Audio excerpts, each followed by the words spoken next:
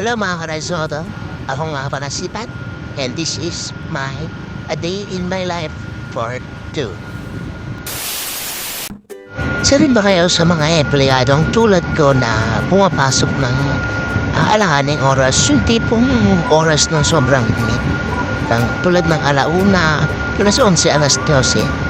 So alam ko sa atin or sa isa kayo sa mga rider na nakaka-experience ng sobrang init ngayon ang panahon mga ka-Raiso. Yung tipong makatapos yun ng maligo, tapos paglabas nyo sobrang tagap-tapagad yung pawis natin. So parang ayaw mo na lumabas ng CR. Kung pwede lang sana yung trabaho natin dun na lang sa loob ng CR para hindi na tayo umalis. Gago! Yung tipong pakaramdam mo ng dalaban na si San Goku pati si Satanas sa ibabaw ng mundo. Tipong naka-jacket ka na, naka-long sleeve ka na, ramdam mo pa rin yung init.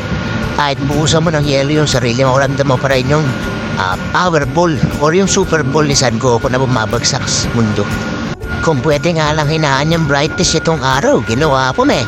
Kaso sino ba namang baliw ang makakaisip na kundi ako lang. Masyado na akong maraming nalalaman.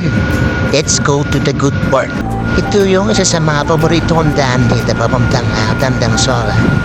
Napakaluwag, napakasarap bumiyahe. Sabay tabi mga ka-Raismoto, ito na tatapusin ang aking video at maraming salamat sa mga patuloy na nanonood at nag-share and like ng aking mga posts. At kung bago pa lang sa aking YouTube channel, Facebook page, huwag niyo kalimutan mag-like, share, and subscribe para updated po kayo sa lahat ng aking video. Maraming salamat. Babush!